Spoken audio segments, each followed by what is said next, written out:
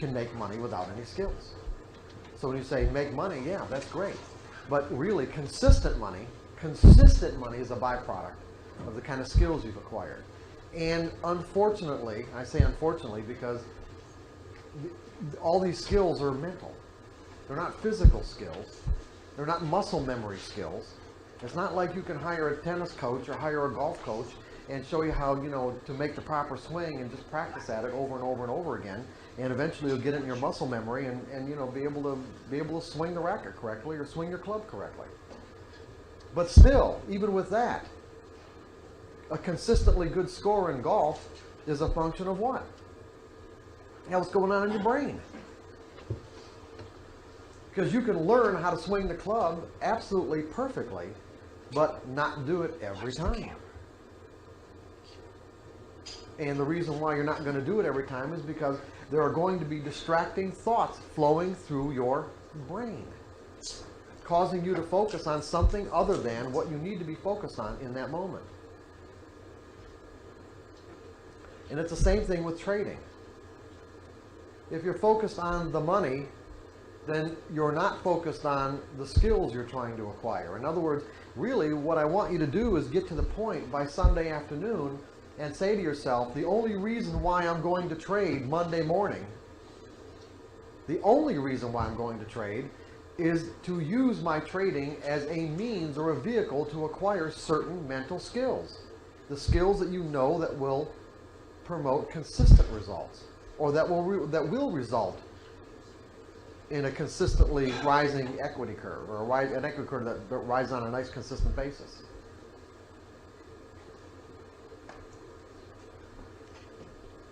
What did we learn yesterday? What sticks out in your mind? Beliefs. Beliefs, okay. But anything more specific? You don't need to know what's going to happen next. You don't need to know what's going to happen next. Good. However, that's a problem, isn't it? Why is that a problem? What is it about the way our minds are wired that caused that particular thought or notion, as Dave would say, to be a problem? Hey. Associations, exactly. Yeah. Not only do we want to know what's going to happen next, our minds, by the way that they're wired, our minds are wired in a way. They're hardwired like the motherboard of a computer. It doesn't mean we can't change it. It just means that at the moment, until you do change it, until you do something specific to cause your mind to think differently, it will automatically and without any conscious thought on our part, meaning we don't have to think about this happening, it will happen automatically. If the now moment, which we've learned is unique, and why do we know it's unique? When these patterns, in other words, what we want to do is technical analysis helps us identify patterns in group human behavior. The patterns repeat themselves over and over and over again. The outcomes to the patterns, however, do not. And the reason why we know that the outcomes to the patterns don't repeat themselves, at least in relationship to the last trade or the trade before, is because there are always different people involved in the outcome of the pattern. So the pattern can look exactly the same, it can feel exactly the same, it can measure exactly the same, and because of those similarities, our minds will automatically associate what's happening in this now moment with something that's in our brain as a memory, and cause us to think as a result of that we know what is going to happen next, based on our memories, not on what's happening in the market in that moment, or what the market's potential to move is in that moment, or what the market might be telling us in that moment. This is an automatic process. We don't have to think about this happening. It's automatic. Basically, what you have to do is render this process, this automatic mental process, kind of dysfunctional. Make it not function any longer. You can do that. The best traders at some point have, in one way or another. They may not have done it, systematically or methodically, the way that we're doing this now in this workshop. Usually it takes some catastrophic, emotionally catastrophic experiences for someone's mind to be wired differently, meaning that one of the consistent themes that runs through every great trader's life is that they've always, every single one of them usually has lost one or more fortunes before they got to the point where they became consistent.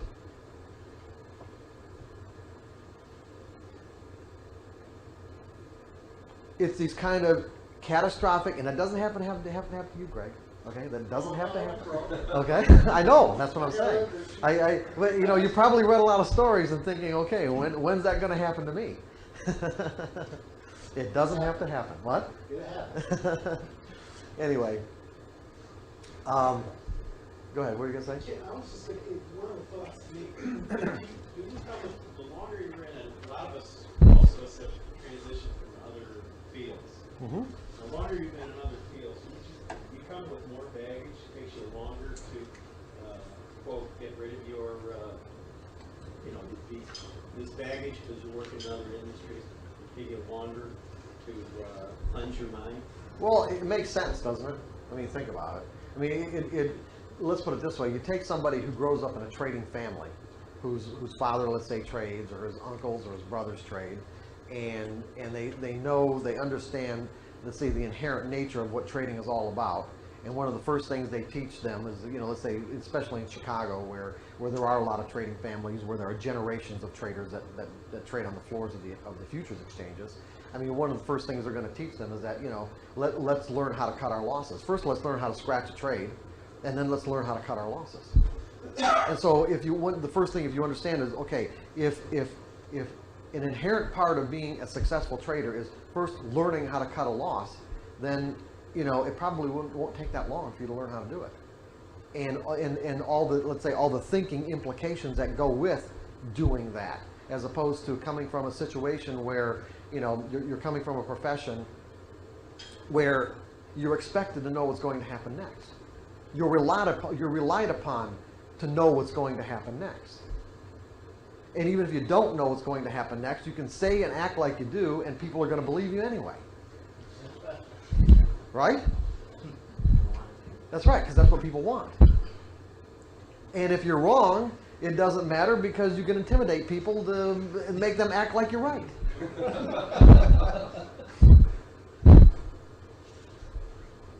And that's one of the reasons why, well, it's also another reason why it is so difficult to adapt to the trading environment. Because many of the skills that we learned to get what we want, in other words, to fulfill our expectations. Remember we talked last night about expectations?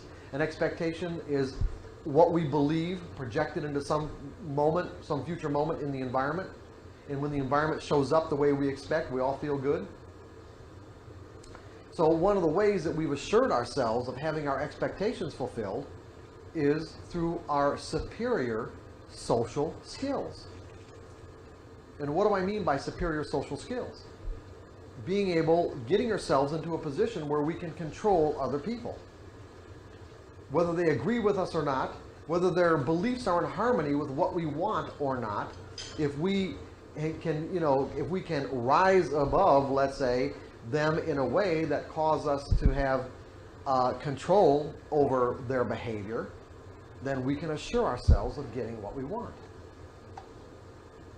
Most of the people that gravitate towards trading that don't start out that way when they're, you know, let's say, you know, in their early 20s or something, or out of college, are professionals that come from those kinds of superior social skills and find it extremely difficult to adapt to the trading environment because of it.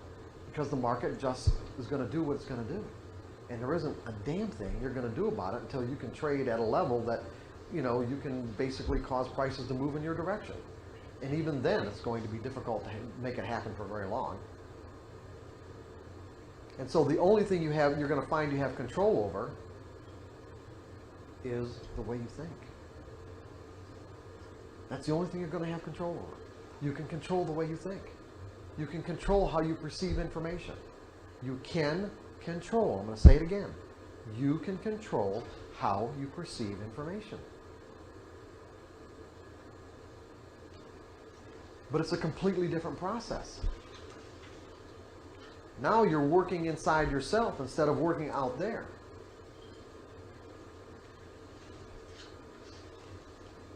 Mark, can you repeat that? You can you can control the way you perceive information.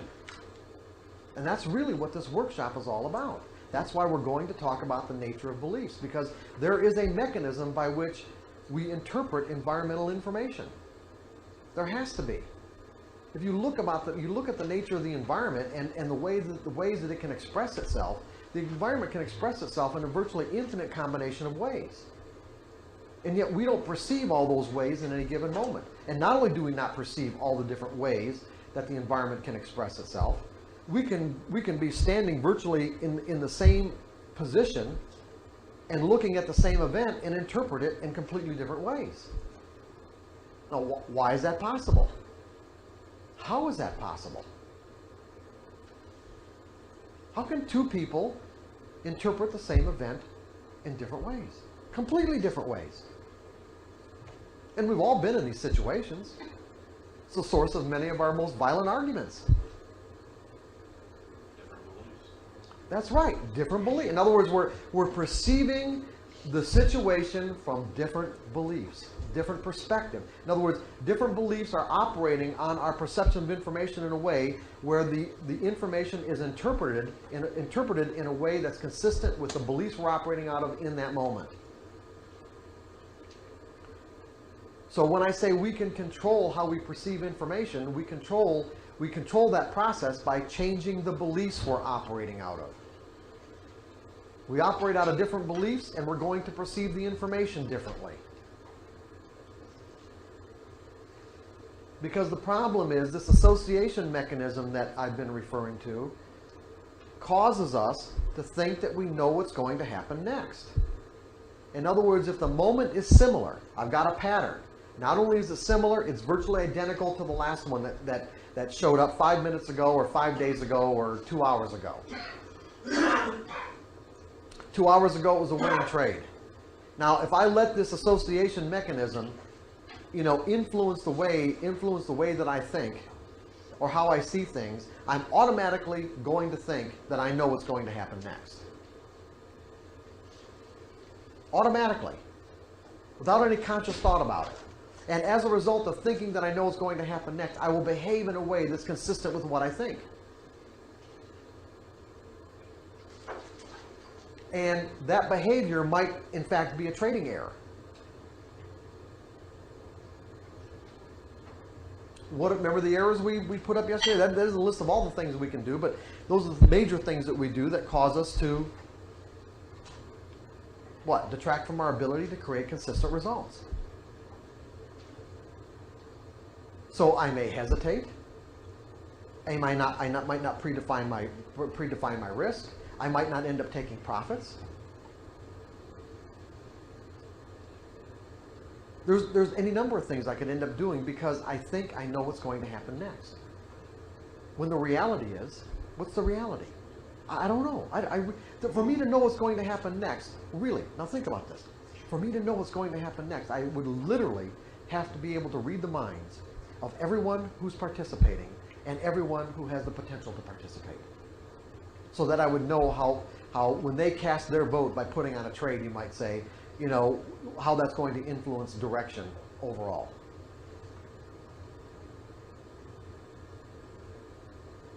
The name of the game is educated guess. Yeah, that's all it really is. It's just a guess. Whenever you're putting on a trade, it's just a guess. And the more you look at it that way, the less significance you'll put on any particular trade in a way by just knowing that really what you're doing is just kind of pulling the handle of a slot machine, but you've got the odds in your favor. You're the house. Because of technical analysis, you're the house. But only if you can execute properly every single time. That is the key. Execution without errors. Every error other than self-sabotaging beliefs, every error you're going to make as a trader will be the result of thinking that you know what's going to happen next. Every single error. And the problem is, sometimes you will. Sometimes you will think you know what's going to happen next, and it will come true. And sometimes it'll be 2 times in a row. And sometimes it'll be 3 times in a row. But I guarantee you Guaranteed. There's that trade out there with your number on it that's going to cause a catastrophic loss if you continue to think that you know what's going to happen next.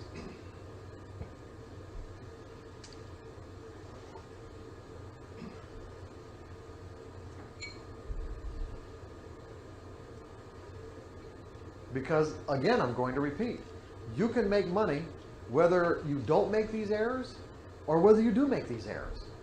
You can make these errors and still find yourself in a winning trade. But if you want to create consistent results and not inflict psychological damage on yourself, then you're going to have to take your mind through a process that let's say, renders this association mechanism dysfunctional or non-functional, not dysfunctional, but non-functional. You're going to have to keep your mind focused in the now moment, meaning what's the market telling me now about its potential to move in any particular direction based on the pattern that it's displaying in this moment. Not based on my memory of the previous trade or the one before that or the one before that, because this moment is truly unique. It may end up being exactly the same.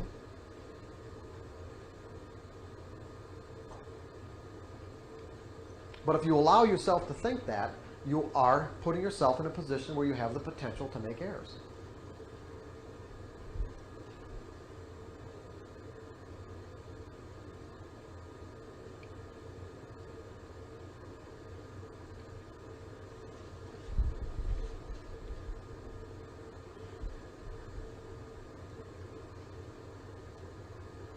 So are we kind of together about where we need to go with this? Where do we need to go? What do we need to learn right now? How to get rid of all the old thinking. How to get rid of all the old thinking. Yeah. Okay. So you can make room for the educated guess. Right, so you're just making educated guesses. And where would you say, kind of be more specific about about when you say get rid of all the old thinking? In other words, look at it this way. You guys, you're sitting here and you have this opportunity, let's say, to expose yourself to certain, let's say, categories or kinds of information. But what you end up exposing yourself to really is a function of your desire. Now think about this. It's really a function of your desire. What do you want to learn right now? What do you want to learn? Tell me what you want to learn. How to change my beliefs. Okay, you want to learn how to change your beliefs. Great.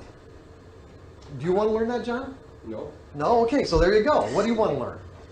I want to know it's all right to take a loss, rather than fearing it. Okay, and what do you think you have to do to learn that? I mean, some of it's mechanical, some of it's knowledge-based, but it gets back to that I know what the market's going to do next, and so I just sit there. And so what do you think you're going to have to do to get to the point where you know go it's back all to right to change- take a loss? We can go back to changing beliefs then. Oh, okay. Changing beliefs. Okay, good. Anybody else? What do you want to learn, Louis? Well, not back to comment earlier, I don't think you can purge your mind of previous process. I think what we have to do is to create switching points that make us go on the track rather than the old track. Exactly. I think that's the way. Yeah, because one of the things we're going to learn as we start discussing the nature of beliefs is that I don't think it's even possible to change belief. It's hard if you said a lot of the traders you talk to have blown up. I've been trading for 4 years, and I've blown up twice, big, and you make a lot, then you blow it up, then you make a lot, then you blow it up. And I think there's a certain point you reach where the pain is so strong that you do change your beliefs, and then it does get rewired. Right. In my previous career, I spent the whole time controlling and negotiating. I always liked it. When I was trading 2 years ago, I'd pick the biggest, baddest stock out there, and I'd reverse it. Because I wanted to negotiate with that stock. And the more it went up, the more I'd put on, because damn, I'm going to beat it. And because that was what I did in my previous career. And eventually you get to such a level where the pain just, and it's not even just not even just financial. It's embarrassing because you got other traders saying, what the hell are you doing? Right. It's that kind of stuff. And then you hit that point, and I think that's when you can finally switch and realize what you're talking about. But prior to that, it's hard. Yeah. Because you have to trust Mark.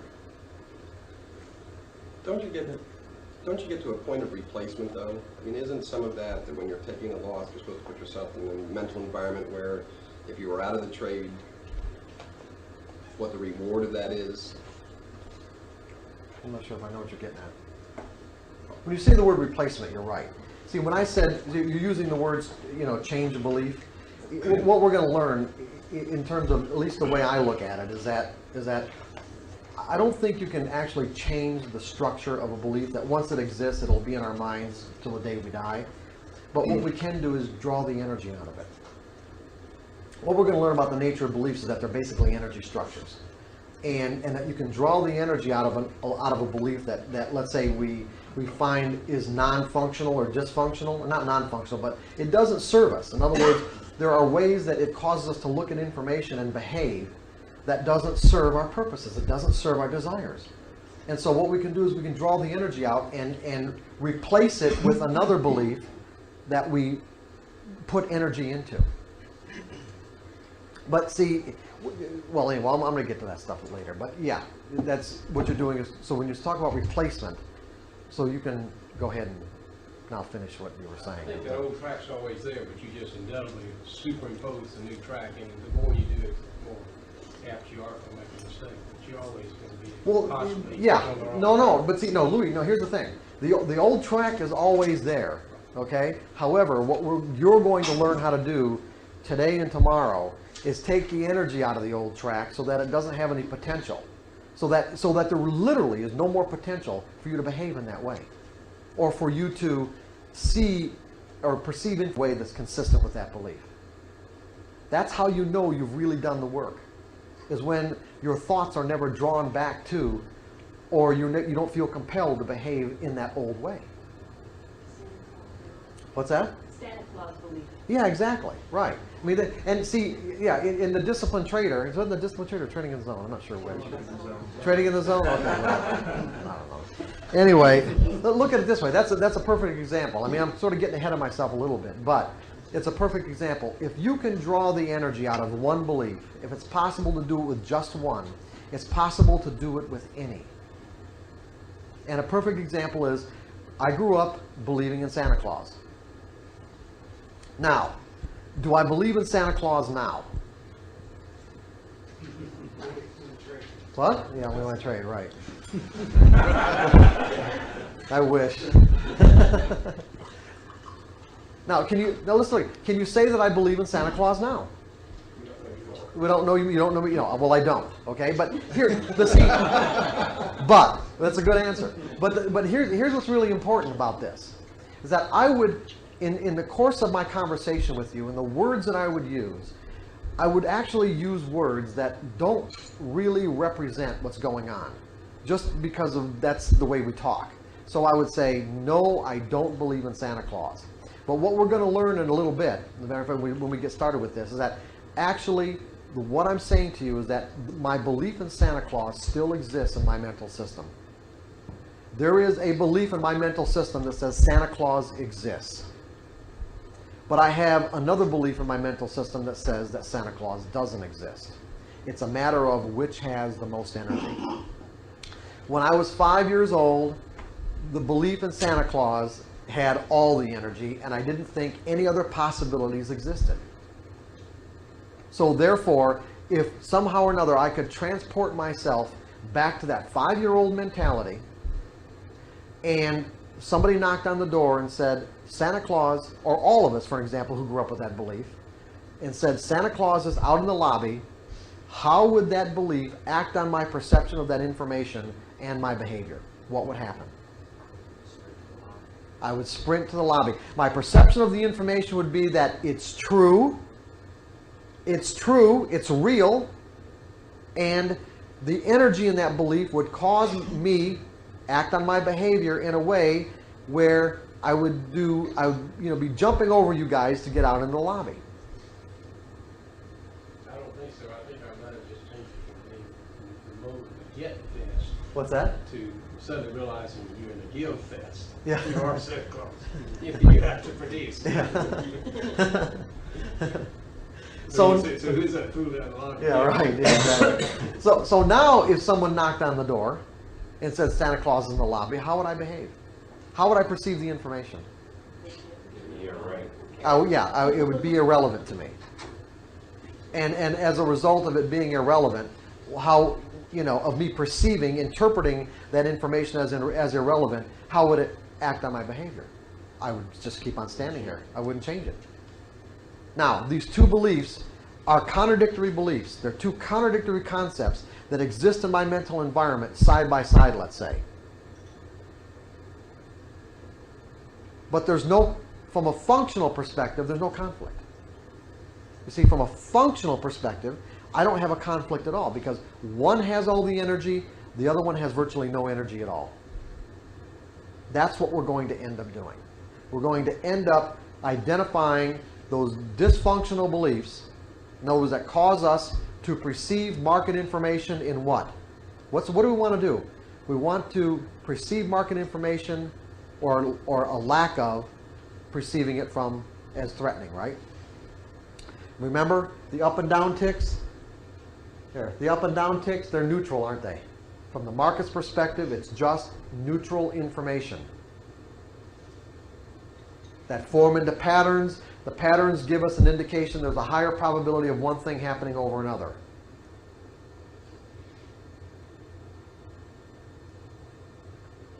What causes us to perceive these up and down ticks in something other than a neutral frame of mind?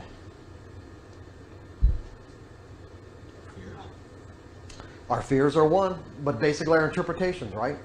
That tap us into our fears. Our interpretations that tap us into our fears.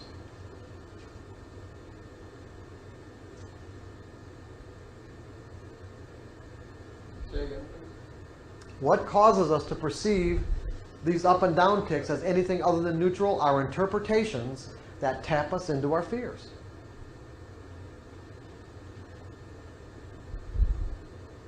Here, I'm long this market.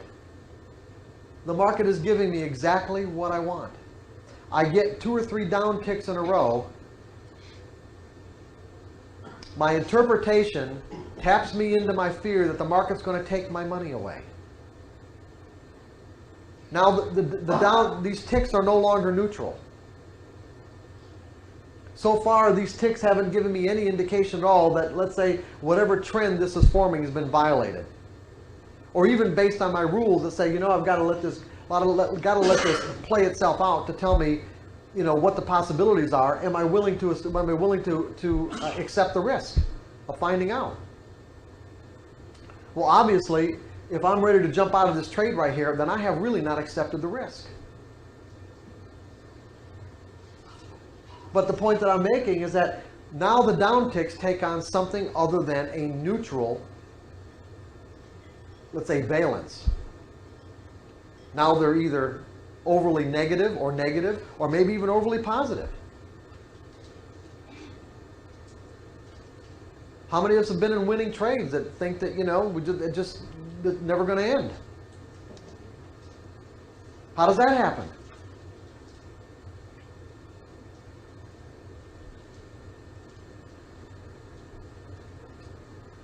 Even after the market has given us ample information to tell us that the trade is over with, okay?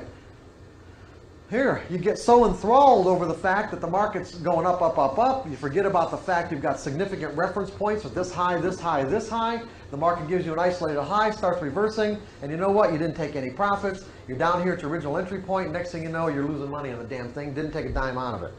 And why? Because the neutral, in other words, from the market's perspective, these neutral up and down ticks took on an overly positive significance in your mind.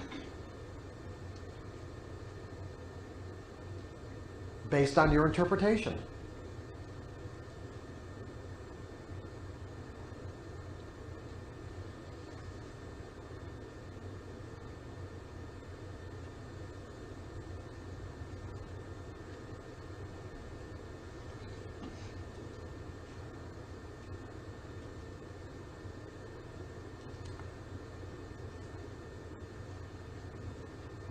So if we want to create consistent results, we're going to have to, let's say, be able to trade from a carefree, meaning lack of fear, a noticeable absence of fear, carefree, objective state of mind. And what do I mean by objective? Remember we talked about that yesterday too. We're going to go over it again, but just what do I mean by objective? Do you remember the example I gave you yesterday? Anybody tell me? Having access to everything you've learned? Because when you're operating out of a state of fear, what happens? Do you remember the principle? What's it? Okay, go ahead, Jeff. What? You limit the information that you can. Yeah, fear does what? It narrows your focus of attention, right? To what Give you me fear that. the most. Right. Narrows your focus of attention. Now, the interesting part about in our normal daily lives, if we're afraid of something, our focus of attention will narrow to the point where we're focused exactly on what we're afraid of. But in the market, since the market, it's a little bit different in the markets, because the markets give us both upticks and downticks. And if I'm afraid of one of those, if I'm afraid of the downticks for whatever, because I'm long, then in this case, what fear does is cause me to place an inordinate amount of significance on the upticks. So in essence, what I'm doing is avoiding the significance of the downticks. My mind will do that for me automatically. I don't have to think about this. This is an unconscious mechanism. It isn't any different than the example I gave you yesterday. This is a hot burner. I accidentally put my hand on it. My hand comes off. I don't have to, there's no internal arguments. I don't have to think about this. I don't have to make a decision about it. It happens automatically because of the way our minds are wired.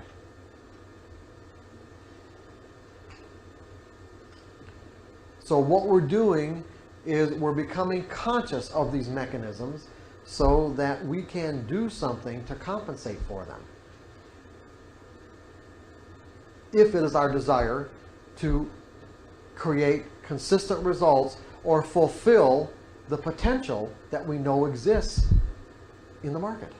In other words, to become a, let's say, greater version of who we are, because that's in essence what we're doing. By accumulating more money based on our trading, aren't we becoming greater and greater versions of ourselves? Aren't we becoming more and more of who we once were?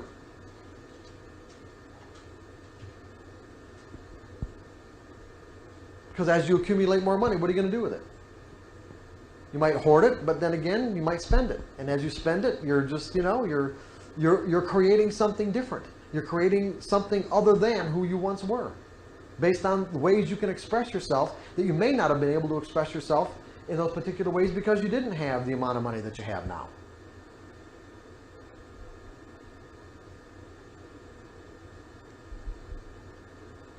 Is there something about this protection, and maybe it's just me, but all right, you're up a quarter. Chances are not, Yeah, John. in that example there, you're up a quarter. What's that? What? There seems to be, in my mind, you protect the money you made. It seems to be like something precious versus, you're down and I'll take a nickel or a dime, loss and get out of your trade. But something about it already, I've got a quarter already on this trade. I hate to ever come out and say, if I'm up a quarter, let's say I get out at 15 cents as an example because it falls through. And many times I get out of the trade because of that. Does that feed into your fear issue? It seems more inordinate for me. What's that? It seems I get it. I'm just saying that if I'm up on this trade, I try to protect it more. And, I miss out on the bigger trades as a result of it. It seems like. Yeah, that's really hard. It's really hard to learn how to take profits. Out of all the skills that you're going to learn, I mean, one of the most difficult is really learning how to take profits. But I'm going to give you a way to do that. I'm going to give you a mechanism on Sunday that'll do it for you automatically. So you don't have to worry about it. You don't have to really think about it in the way that you're thinking about it now. And it's simple and it's easy. It's just basically learning how to scale out. But as much sense as it makes, it always amazes me how resistant people are to doing it. Just divide your position up into fractions and start scaling out as the market gives you money. I give myself money as the market makes it available.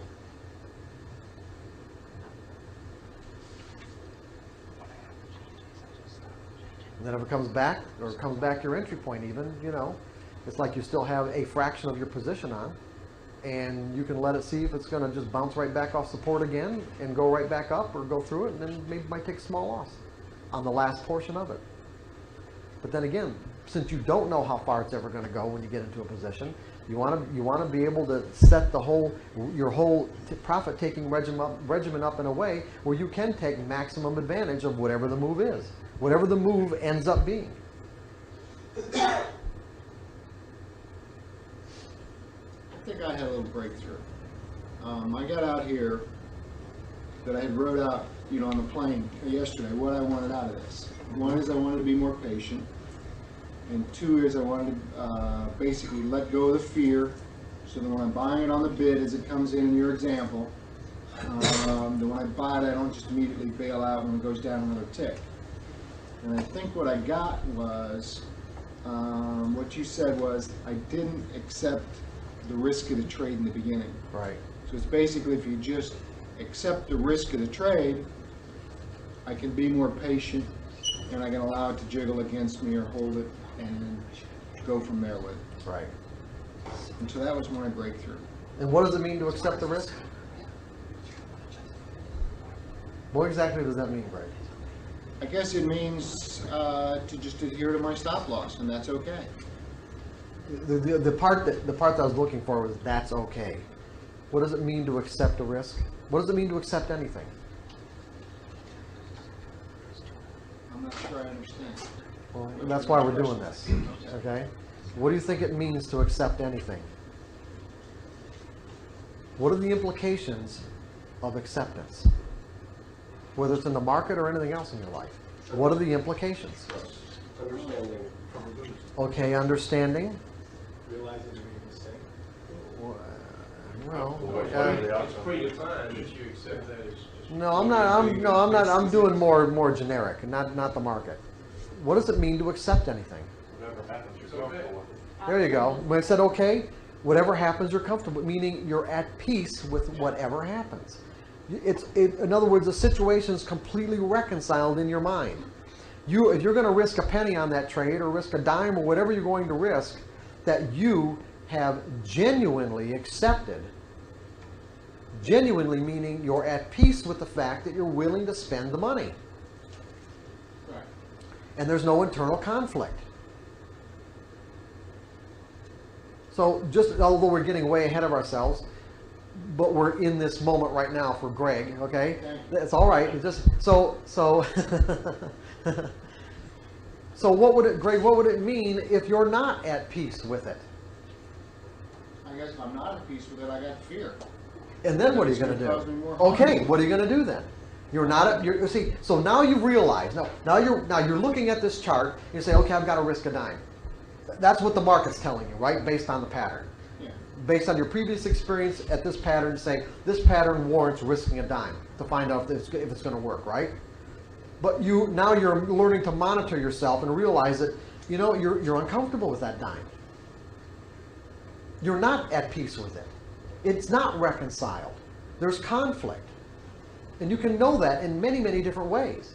One would be just the amount of hesitation you might have to hit your keyboard or pick up the phone. Now, what are you going to do?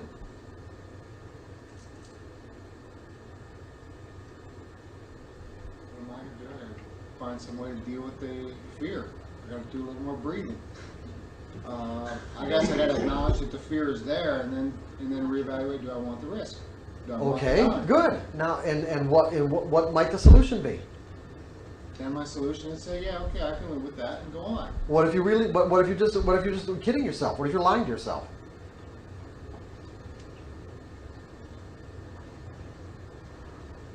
Because if you're uncomfortable in the first place, chances are, just by you saying, okay, I can live with this, isn't going to do it. It may, but chances are it might not. What would really do it?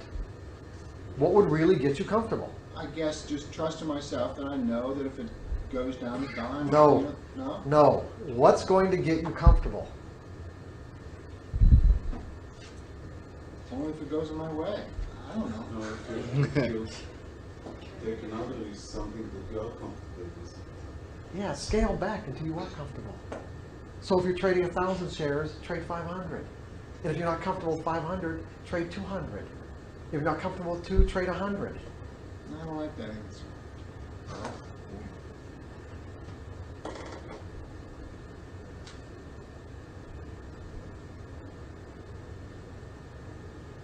Or don't put the trade. Yeah, or don't put the trade on. The best thing would be, in that case, is just don't put the trade on. If you can't get comfortable with the risk, where you're completely reconciled, then either don't put the trade on or scale back Okay. until you are comfortable, until you make it a carefree situation. You know, at 1,000 shares, risking a dime, you know, I mean, that's only $100. I mean, that's not, realistically, we're not, these numbers are probably not what you do. But at 1,000 shares, risking a dime, it's, you're uncomfortable. And you can't get comfortable. In other words, you're being honest with yourself, and you can't get to that really carefree space. And so if you scale back to, let's say, 750 or 500 shares, and it becomes virtually meaningless to you, like, that's probably why you don't like it, because it's virtually meaningless. But at least you're in a carefree state of mind, and you're participating, and you are participating. It's also a good way to reinforce whether or not your idea will play out. Exactly. What difference should it make, Ray? Whether you're trading 500 or 1,000 or 10,000, really? Because if you're really thinking about what skills I need to acquire and trading properly, it shouldn't make any difference at all. Right. So scale back until it's carefree, until it's meaningless. Because that's exactly what it has to be. Because when it's meaningless, then you've eliminated your potential to define and interpret those up and down ticks in anything other than a neutral way. Because why? Because you don't care. You don't give a shit.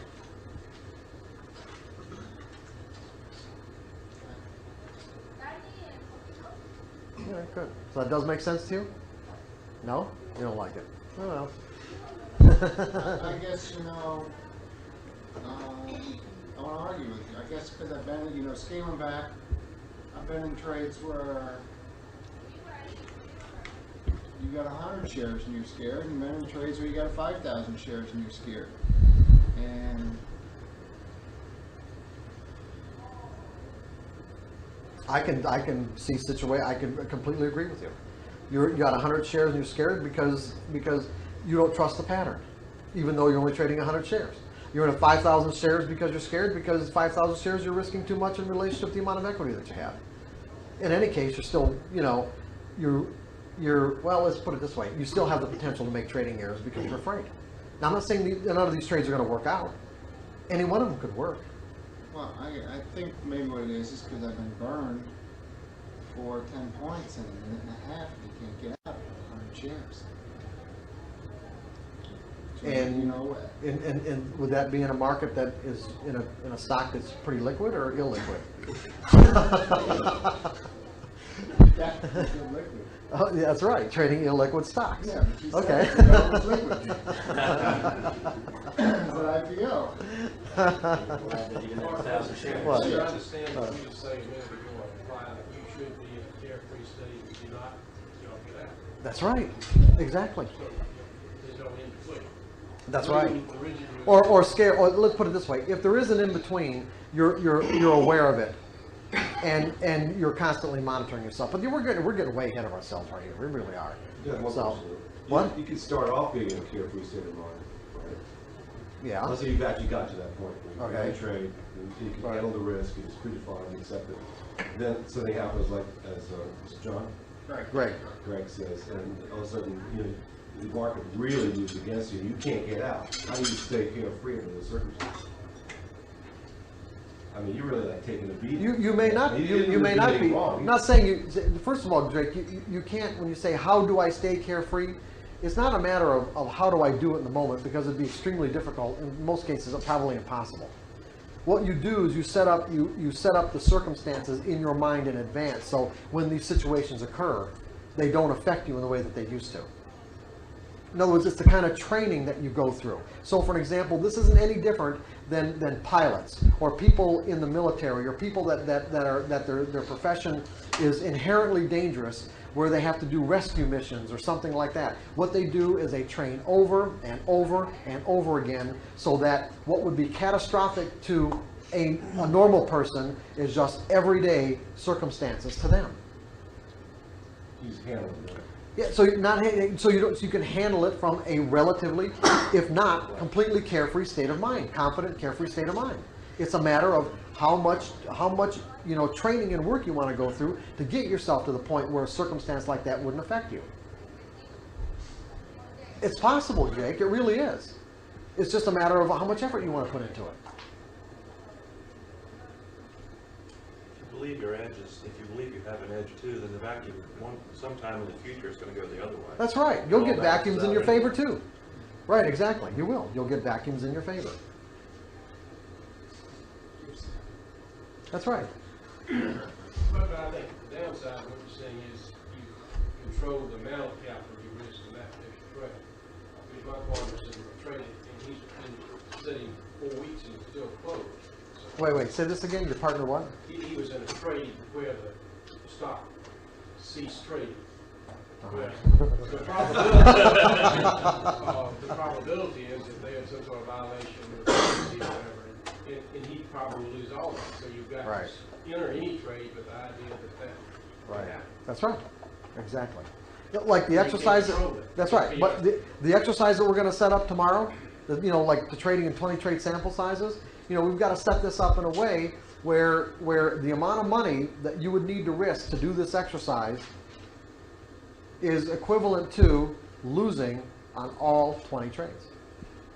If you took 20 losses in a row. You've got to be able to accept the risk and set it up in a way where you can accept the financial value, dollar value of losing 20 trades in a row. The likelihood of that happening is very remote, but it could happen.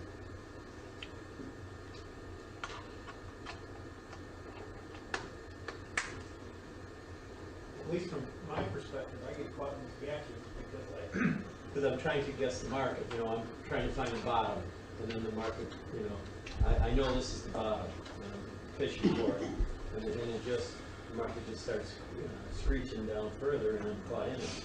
So if I did the quote-unquote risk analysis, and I didn't have that belief that I knew what the market's going to happen, I wouldn't be able to raise most of those fixes anyway, at least personally. You also try to find tops? Oh, yeah. Okay.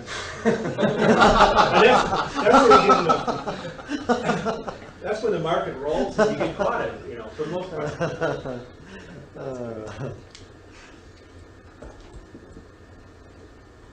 How are we doing time-wise? What time is it?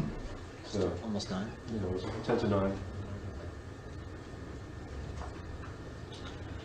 Okay, so again, I'm going to ask you guys, where are we going with this, and why do we need to go there?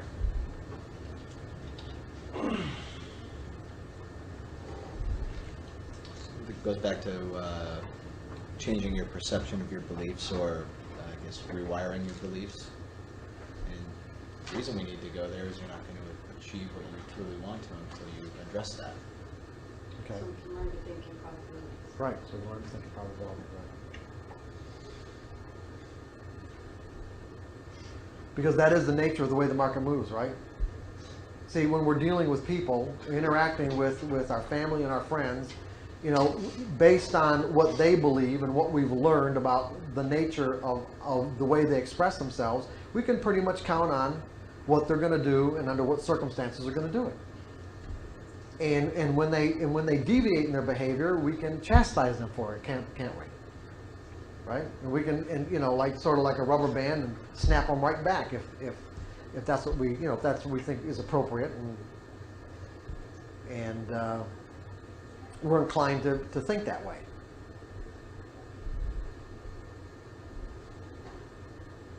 But with the markets, it's different. The markets really do, really everything exists from a probabilistic perspective when you get right down to it, but the markets for sure. The markets are the most immediate environment where there is no doubt that everything is really probable. And all we're really learning to do is get our thinking to conform with or be in harmony with the way the markets exist. That's really all we're doing here. We're taking these conscious steps to train our minds to be in harmony with the way the market exists from its perspective. So that when we're in harmony with it, we can flow with it. And we can better able to take advantage of the opportunities that the market is constantly making available in every time frame. That's all we're doing here. We're adapting the way we think to conform with the market environment.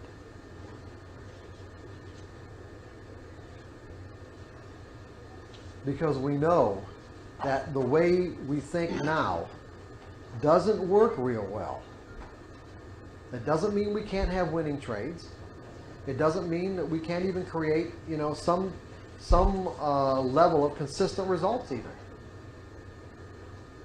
But it just depends on what your goals are, what your desires are. How much do you want to create for yourself? Because at some point, you're going to find that if you don't think objectively, and if you are trading with fears, it's all going to catch up with you.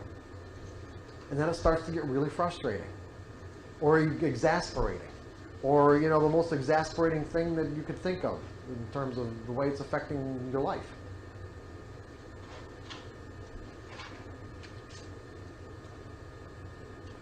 Because until you understand the nature of beliefs and how they operate on our perception of information and behavior, all of it seems mysterious. It's like, I don't get it. I don't get why I can't take advantage of something that is readily available right now, in this moment, and the next moment, and the next, and the next. It's all right there. I can see it. The opportunities exist. The patterns flow by all the time. Why can't I give this to myself on a consistent basis? It seems kind of mysterious, right? Well, it ain't going to be mysterious after Sunday afternoon.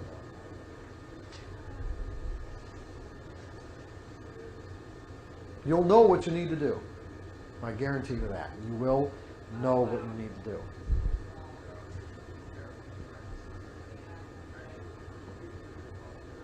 Whether you do it or not will depend on the level of your desire.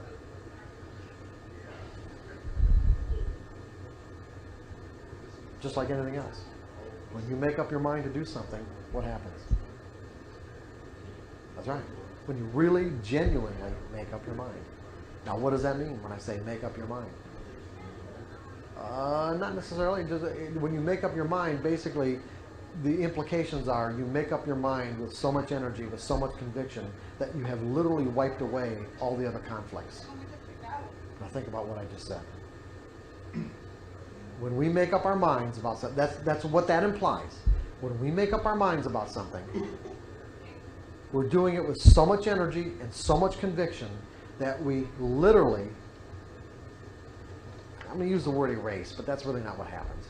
We literally, let's say, take all the other conflicting energy that may exist in our mind and neutralize it so that we can now step into that experience without any conflict, without any problems. Because when there is no conflict, when we are acting out of a belief, an unconflicted belief, do we have any problems behaving? Do we have any problems doing exactly what we need to do? So if my desire is to step here, my desire and my belief and my ability to do so are in complete harmony, there's a complete level of correspondence, and therefore I can take that step. Makes sense, right? My desire and my belief are in complete harmony with one another. There's a 100% correspondence. If my desire is to step there, but I have conflicts about what it means to step there, well, what's going to happen? I might not be able to step at all. I might only be able to take a half step or a quarter step and think to myself, well, there's nothing there. There's nothing there. What's stopping me? Why can't I go? Why can't I do the rest of it?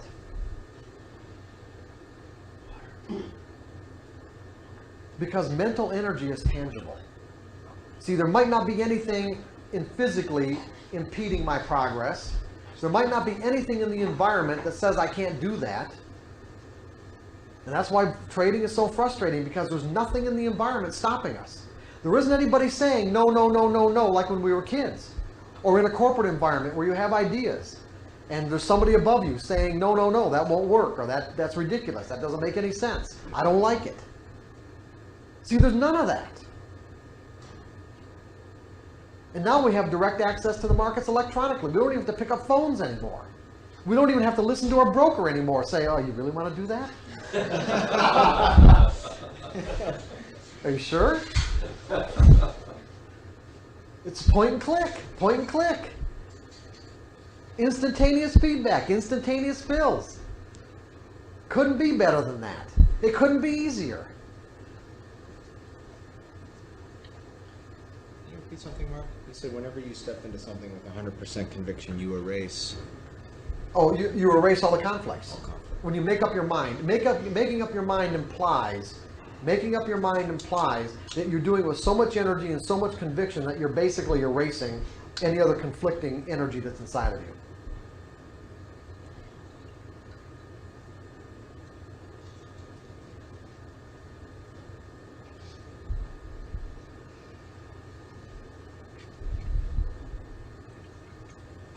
See, so there's nothing in the environment stopping us. That's what makes it so mysterious. Because if you don't understand how beliefs function, then it will be like just doesn't make any sense.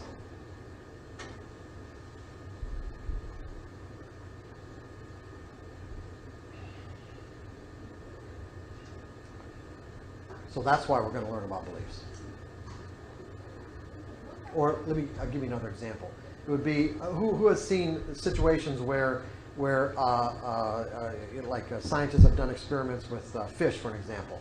They'll take a fish tank that's like this big, put a piece of glass in half the tank, so that the fish that are in this half of the tank, there's nothing over in this half, and they leave the glass in there long enough, and they take the glass out. Now there's no barrier, but the fish will stay in that half of the tank.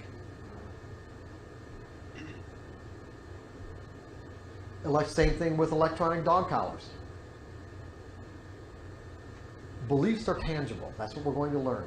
Beliefs are tangible. They're real.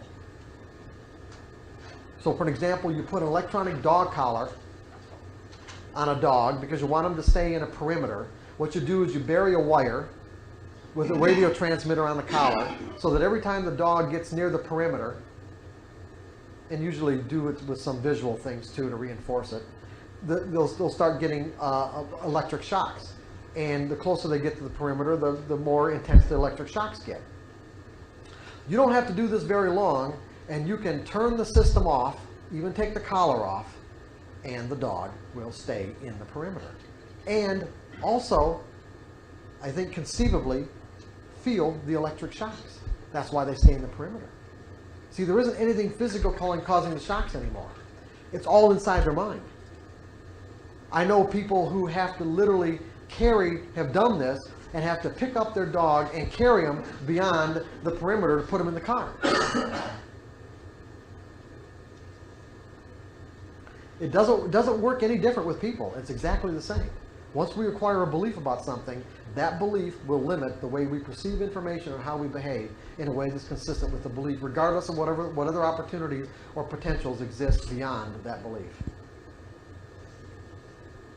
And they're real.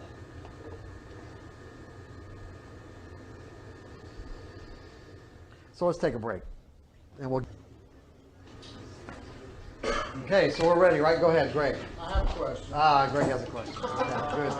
Not the break though. And I believe this too. Well, certainly don't tell me if you don't believe it. So. You say you got to develop this carefree attitude, and I agree that you have to be flexible. Sometimes I've seen this in other people, and even with my own trading. Sometimes you don't get a feel until you have a little pilot position. A little what? You buy 100 shares to get a feel, is it going up or is it going down? Oh, okay. Just to get the feel. Sure. Somehow. Probing the market in a way. in a way, but it also gives you a different connection with it, because you can feel you're along and the thing's going down, and it's doing something to your mental state that, ooh, hey, I better be flipping this thing out, and it's really a sail, not long. So how do you,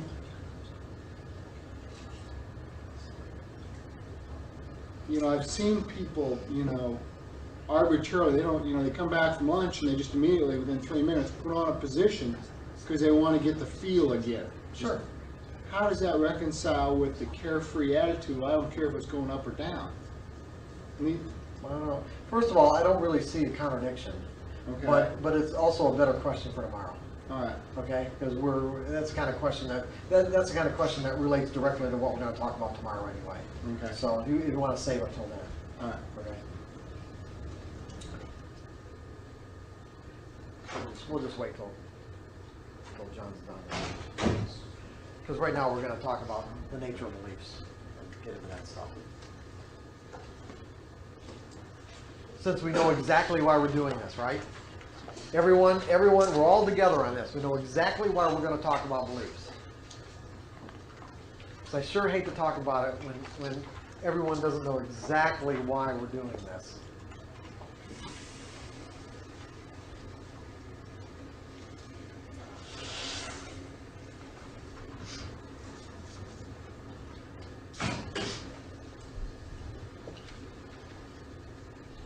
And have like this burning desire to get into this material. I feel this burning desire from everyone here. Let's do this now. I have yet to encounter an audience that had that burning desire to do what we're about to do. Anyway, let's do it. Okay, we're going to talk about the nature of beliefs. Interestingly enough,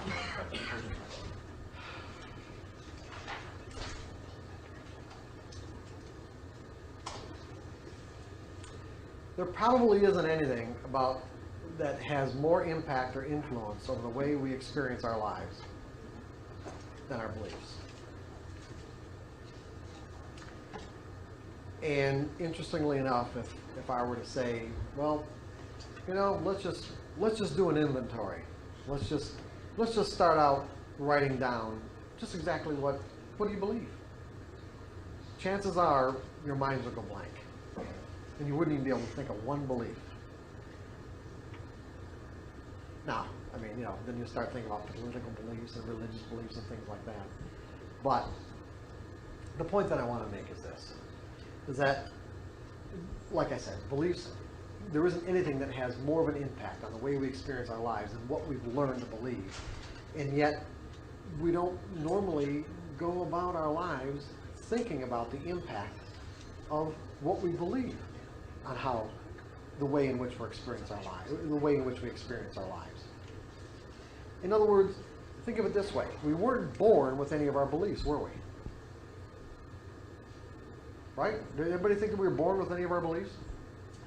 Every single one of our beliefs were acquired in some way or another. And regardless of how they were acquired, it's like they cause us to experience our lives and the world in a way that's consistent with whatever was instilled in us.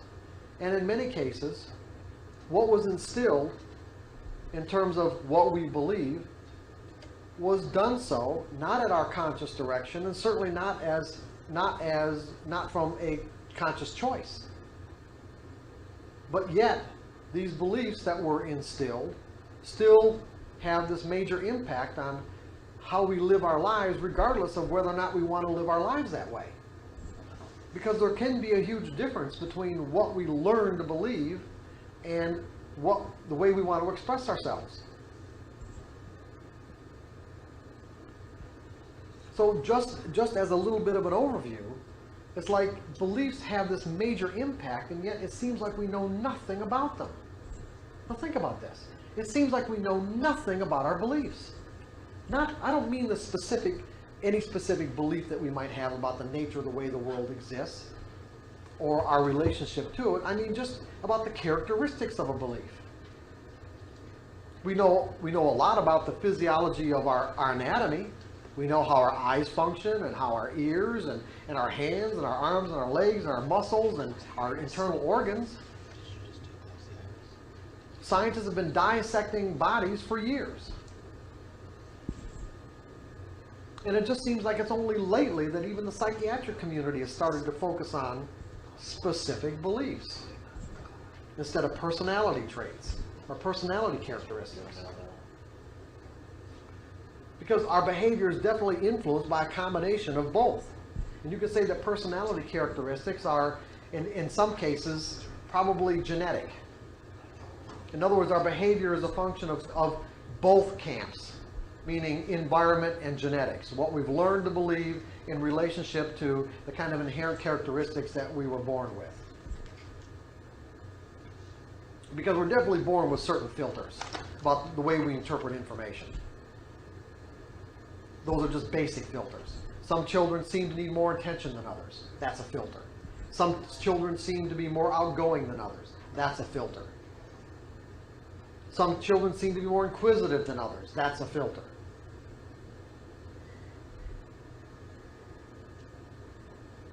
So there are some kids, for an example, that you could give every ounce of attention that you could imagine giving, and the kid that wouldn't be enough. And there are other kids you could do the same thing with, and they tell you to, get away, leave me alone. It's one of the big problems with parenting, is making those kinds of adjustments to the unique characteristics that each kid is born with. And what always kind of amazed me is how when it's kind of the first reaction of parents when they find out that their children are individuals, that they really are individuals, and that the next kid, if they have more than two, is different than the first. But that shouldn't really surprise us, right? Because how are our minds designed to think? Our minds are designed to associate.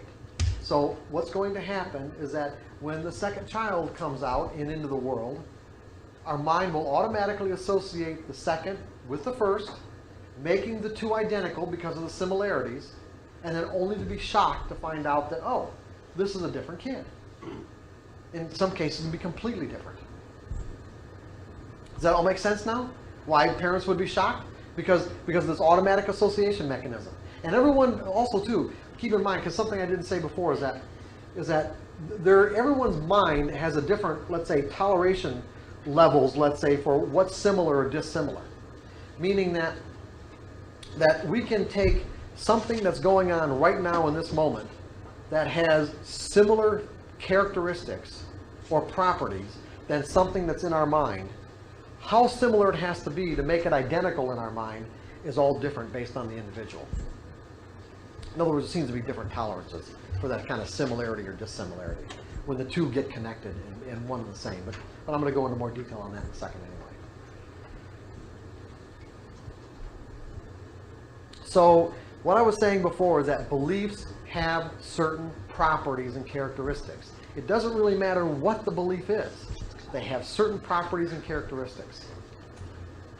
And if we're going to learn to work with our beliefs so that we can control our perception of how we perceive market information, remember that's what we want to do. We want to control our perception of information so that we no longer have the potential to perceive the up and down ticks as threatening.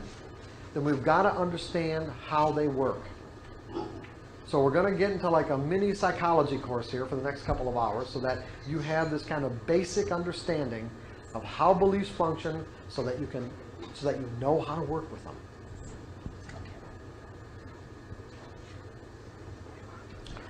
So the first thing we're going to talk about is how do they get formed?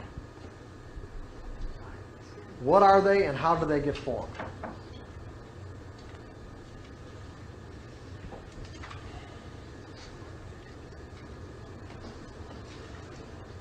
Anybody got any ideas?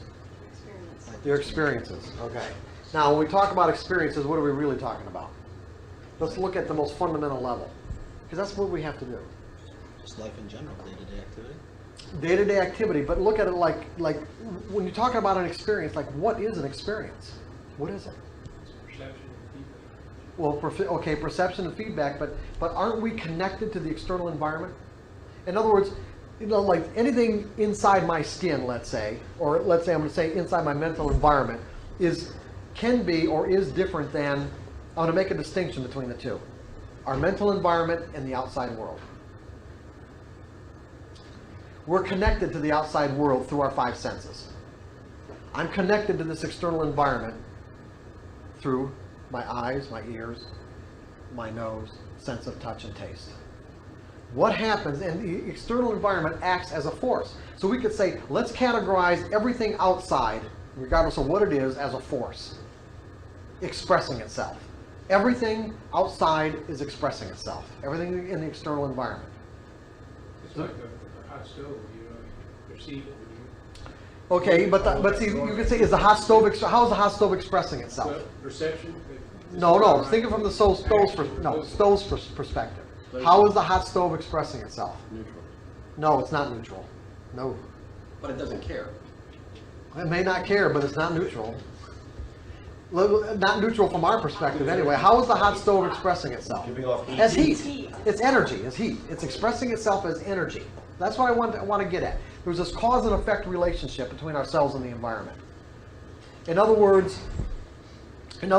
what you've got is a situation where all of the external forces of nature has an infinite, basically probably an infinite combination of ways of expressing itself.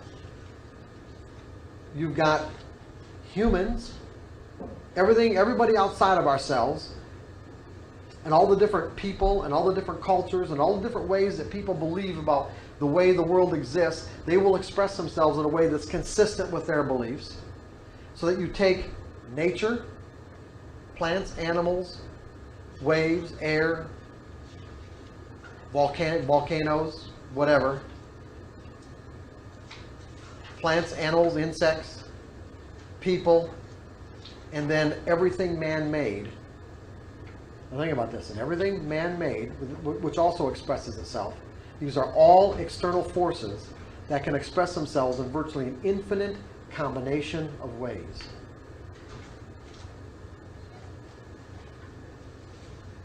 And there is a cause and effect relationship between ourselves and the external environment, so that we're connected to these external forces, so that these forces have an impact on our senses, and as a result get transformed into electrical impulses of energy and stored in our mind. And let's say in the beginning, at least let's say in the case of an infant, as not just as a memory. What's the word I'm looking for? As a undifferentiated memory, you might say. So if we kind of put ourselves in the mind of an infant wouldn't have any way to categorize all these different experiences, because the way we learn to categorize experiences is through a structure we call a language, which is like this abstract symbol system. Reference points or something. Yeah, a language would be like a reference point. But let's say what happens with an infant is that he has all these undifferentiated memories. They're just probably floating around in his brain without any way of categorizing what they actually mean. But what happens is that, like I said, the environment acts as a force on our senses and creates, and scientists know that these experiences get transformed into electrical impulses of energy, but then what happens to them after that? They become what we call memories. Now, are these memories, do they have any particular structure? Well, we don't really know, because we can't get in the mind of an infant. But we do know that eventually they form into some sort of structure. They form into structures based on how we teach children to organize these experiences.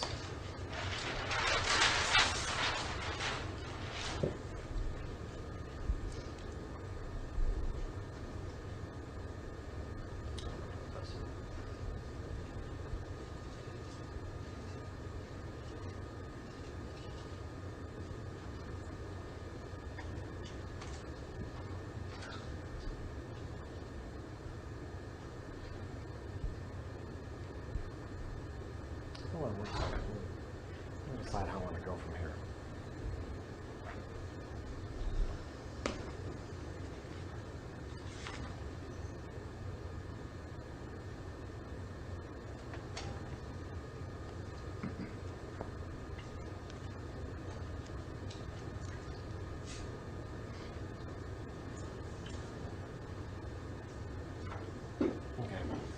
So what we have is, when you look at a language, for an example, a language is nothing more than, like I said before, an abstract symbol system. So what we have are words, that we have letters that form into words like this. What does that mean? Now we know it has meaning because it's something that we've learned, okay?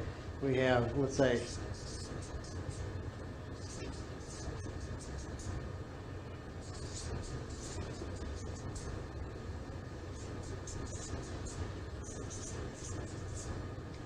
now, by themselves, these letters that form into this word, and these words that we can put together into concepts, by themselves, they are virtually meaningless. They're just scratches on a piece of paper. If this were a foreign language that none of us knew how to interpret, what would it mean to us? Absolutely nothing. If they were Egyptian hieroglyphics, what would it mean to us? Absolutely nothing. But these are words that have a meaning in each one of our minds. How do those meanings occur? Through your experience Experiences, reference points. or interaction with What's that? Go ahead. Being taught. Okay, yeah, exactly. In other words, someone making an association between certain environmental phenomenon, certain ways that the environment can express itself and act as a force on our senses, and associating it with these abstract letters: cold, hot, night, daylight, word. And now when the energy, now this is what's really important here, when we associate the energy of the experience with the word, it takes on a tangible reality or a tangible meaning.